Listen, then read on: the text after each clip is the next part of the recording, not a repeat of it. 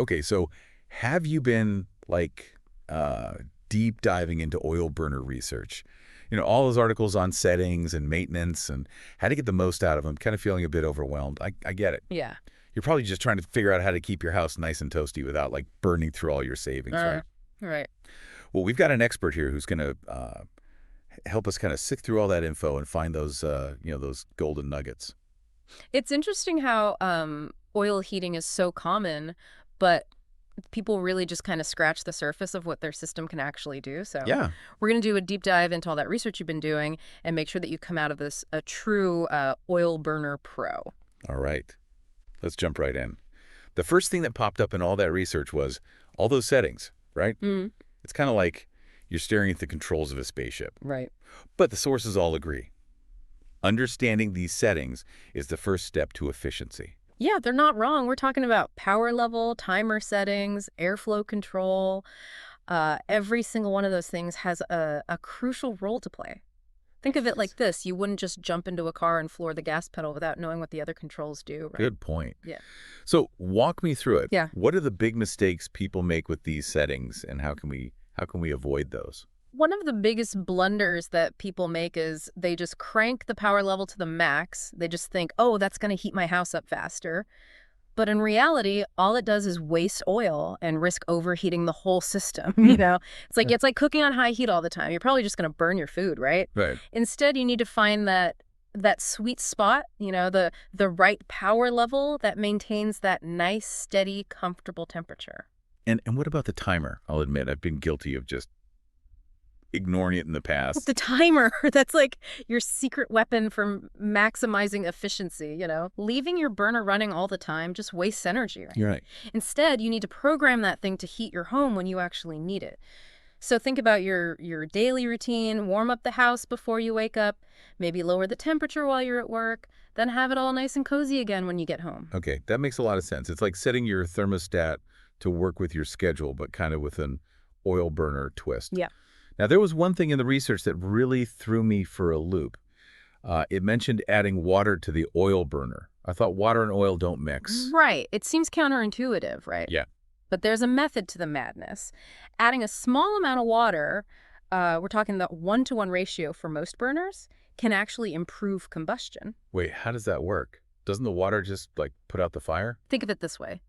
The water actually absorbs heat during combustion. Right. So it's cooling the burner.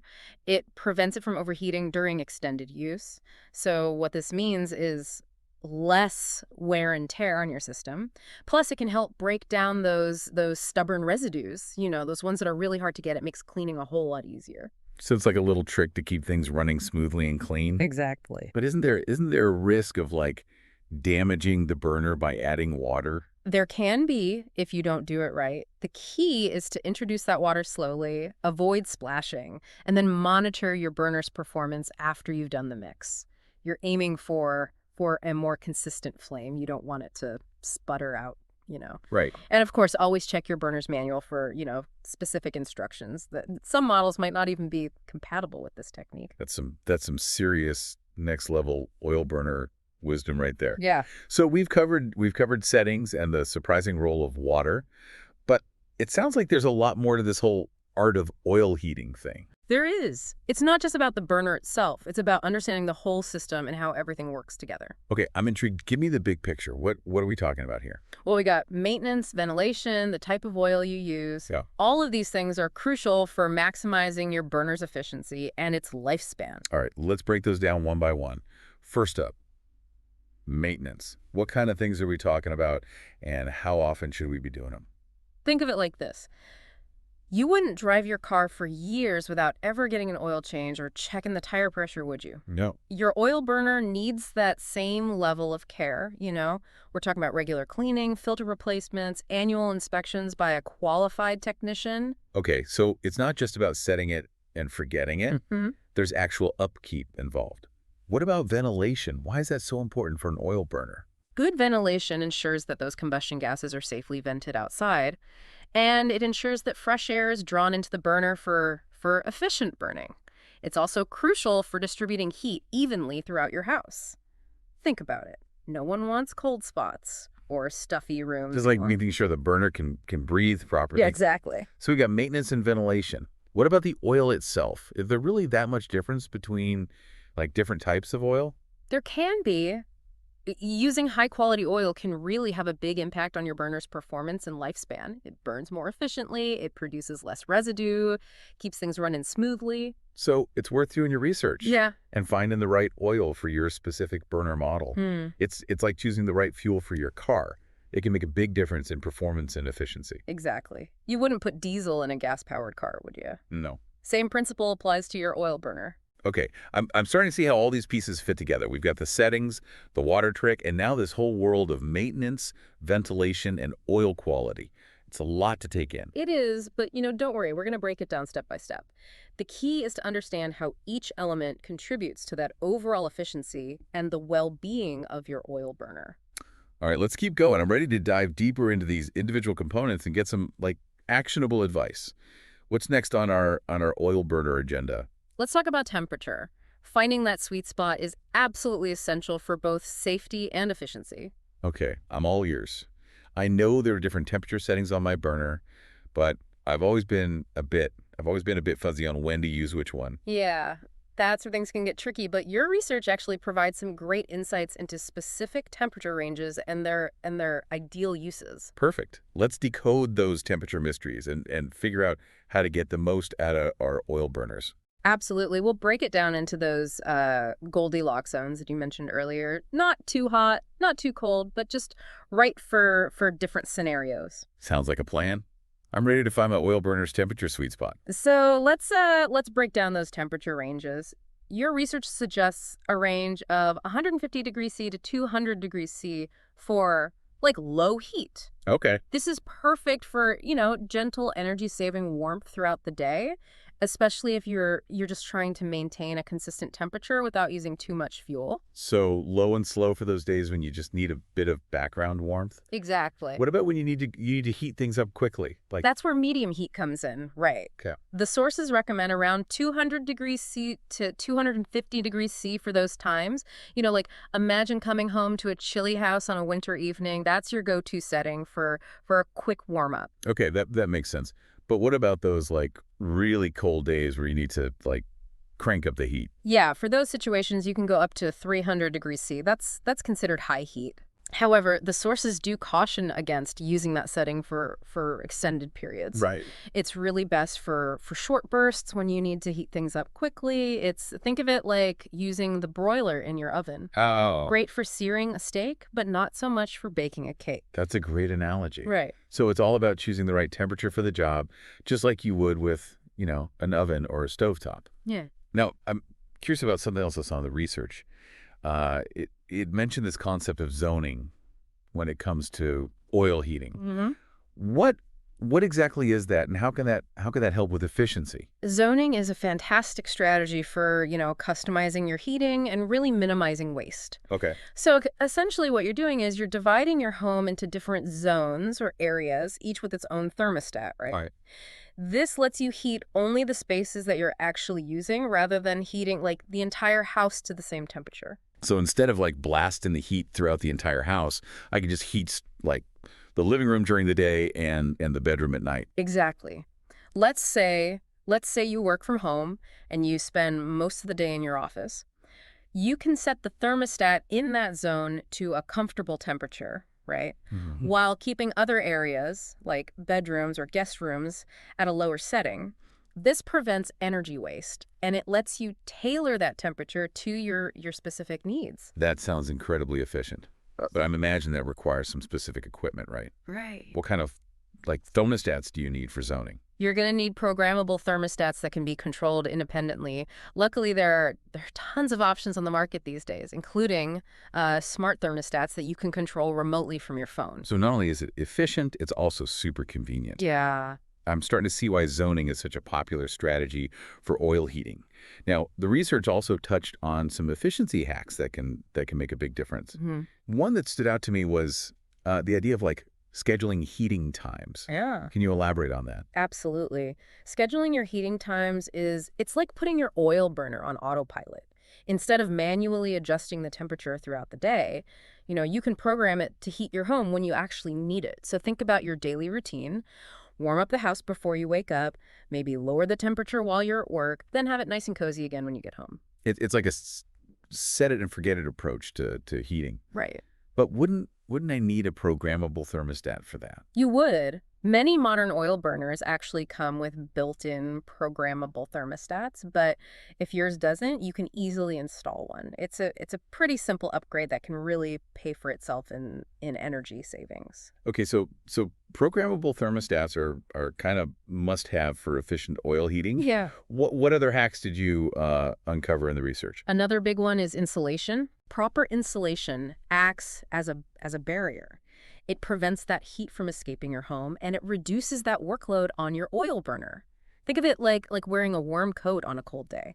It keeps you cozy without having to constantly generate more heat. So it's not just about like generating heat, it's about trapping that heat and keeping it where it belongs. Exactly. What are some like key areas to focus on when it comes to insulation? The attic, walls, and crawl spaces are prime suspects for heat loss. Adding insulation to those areas can significantly reduce your heating needs, and it can really save you money on fuel costs. You can also look for drafts around windows and Oh doors. yeah. Sealing those gaps can make a surprising difference. It's like plugging all the leaks in your heating Yeah, system, yeah. preventing that precious warmth from escaping. Yeah. Now there was one more hack that I wanted to ask about, and that was regular cleaning. hmm Why is that so important for an oil burner? A clean burner operates more smoothly, it burns fuel more efficiently, and it's less likely to experience breakdowns. Think of it like keeping your kitchen stovetop clean. Not Mhm. only does it look better, it performs better. Oh, okay. A buildup of soot and debris can restrict airflow and kind of hinder combustion. This makes your burner work harder and use more fuel. So it's not just about aesthetics, it's about performance and efficiency. Exactly. What are some like key areas to focus on when cleaning an oil burner? The nozzle, the filter, and the combustion chamber are the main culprits for buildup. Regular cleaning of those components ensures optimal airflow and efficient combustion. Okay. So we got scheduling, insulation, and cleaning. Those are some seriously powerful efficiency But hacks. they are. Now, I'm curious about something else I saw in my research. It mentioned these like advanced techniques like combustion analysis and draft testing. Mm. What are those all about? Those are techniques that are typically performed by qualified technicians to make sure that your burner is operating at peak efficiency and safety. Mm. So combustion analysis involves measuring the gases that are produced during that burning process to determine if the fuel is burning completely and efficiently. So this is like a checkup for your oil burner, making sure everything's like running smoothly on the inside. Exactly. What about draft testing? Draft testing checks the flow of air through the system, making sure that those combustion gases are safely vented outside and that fresh air is drawn into the burner for efficient burning. It's like making sure your burner can breathe properly. Those sound like pretty important tests. Yeah. But if they're typically done by technicians, is there anything that we can do on our own to kind of monitor our burner's performance? Absolutely. There are some simple things that you can do to kind of keep an eye on things. For example, you can regularly check the color of the flame. It should be a bright, clear blue. If it's yellow or smoky, that could indicate a problem with combustion. You can also listen for any unusual noises coming from the burner. Any rattling or banging could be a sign of trouble. So that's good to know. So it's about being proactive and paying attention to the signs, just like you would with your car or any other appliance. Exactly. Now, there was one more thing in my research that I wanted to ask about. It mentioned the importance of proper oil storage and handling. Uh-huh. Why is that such a big deal? Proper storage and handling are crucial for maintaining oil quality and preventing safety hazards. Think about it. Oil it's a flammable liquid, so you don't want to be careless with it. Right. The sources really stress the importance of storing oil in a clean, dry, and well-ventilated area. Temperature fluctuations can also affect oil quality, so a stable environment is ideal. And I'm guessing spills and leaks are a big no-no. Absolutely. Not only are they a fire hazard, but they can also contaminate the surrounding area and just create a real mess. The research recommends having a spill kit on hand and knowing how to use it properly. Oh, wow. It's all about prevention and being prepared. So it's about treating oil with respect, Mhm. understanding its properties and potential risks. Yeah. We've covered a lot of ground in this deep dive, from settings and temperature to efficiency hacks and advanced techniques. It's amazing how much there is to learn about oil burners. It is. And we've only just scratched the surface. Yeah. But even with this knowledge, you're well on your way to becoming an oil burner pro. I'm feeling a lot more confident about managing my oil burner and maximizing its efficiency. But before we wrap up, I'm curious about something you mentioned earlier, the human element of oil heating. Oh yeah. What did you mean by that? It's all about recognizing that even the most efficient oil burner can only do so much if we're not working with it, right? Mm. It's about understanding its rhythms and responding accordingly. For example, we talked about scheduling heating times. Right. That's a prime example of how we can align our behaviors with our heating system to maximize efficiency. So it's like a dance between us and our heating system. Yes. We need to learn the steps to make it flow smoothly. Exactly. And it goes beyond just scheduling. It's about being mindful of our energy consumption in general. Do we really need to heat every room in the house? Can we lower the thermostat a degree or two and still be comfortable? Yeah. These small adjustments can make a big difference in the long run. It's about taking ownership of our heating system and our energy consumption. Yeah. Making conscious choices that benefit both our wallet and the environment. You got it. It's about empowering ourselves to make informed decisions and create a more sustainable future for our homes. I love that. So it's not just about warm homes and lower energy bills. It's about a mindset shift. Mm-hmm. A willingness to engage with the things around us and make them work better. Beautifully put. And as we conclude this deep dive, we want to leave you with one final thought to ponder. We've talked about optimizing our oil burners, right? Right. But what about optimizing our relationship with energy as a whole? Ooh, that's a good one. What does that even mean? It's about taking a step back and considering our energy consumption patterns, you know? Mm. How can we be more mindful? How can we reduce waste? How can we make more sustainable choices? It's a bigger picture question, right? It goes beyond just our heating systems. Precisely. It's about recognizing that every decision we make, every action we take has an impact on our energy footprint. And by becoming more aware of those impacts, we can start making choices that align with a more sustainable future. So it's like a ripple effect, Yeah. starting with our oil burners, but extending outwards to encompass our entire approach to energy consumption. Exactly. And who knows, maybe this deep dive into the world of oil burners has sparked a deeper curiosity, a desire to explore those bigger questions and find creative solutions. That's the beauty of knowledge, isn't it? It opens up new possibilities, new ways of thinking and being in the world. So to all you oil burner enthusiasts out there, keep learning, keep experimenting, keep optimizing. And remember, even small changes can make a big difference. Thanks for joining us on this deep dive. We'll catch you next time, ready to explore a whole new world of fascinating knowledge. So we've gone from like feeling kind of intimidated by oil burners to Mhm. feeling, empowered to make them work for us. We've really gone deep on the settings, the maintenance, even some of those advanced techniques. Right. What's been the most like interesting to you as we've gone through all this information? What's really stood out? Oh man, that's a good question. Yeah. I think for me, it's got to be that water trick. Yeah. I never would guess that adding water to the mix could actually improve efficiency. It's so counterintuitive. It is, Yeah. and it makes me wonder, what other kind of unconventional approaches are out there? Right. What other things are we missing? Yeah. I think that's the beauty of this kind of deep dive. It challenges those assumptions that we make and opens our eyes to new possibilities. Exactly, and it makes me want to keep experimenting, keep learning, and see what other hidden gems of knowledge are out there. Yeah, that's the spirit. And as you continue your oil burner journey, keep in mind that it's not just about technical know-how. Hmm. It's also about developing that deeper understanding of your own energy consumption patterns and making conscious choices. So it's about connecting the dots between like the technical details and the bigger picture of sustainability. Precisely. Think about it this way. What if every time you adjusted your oil burner settings, you also considered the impact on your energy bill and your carbon footprint?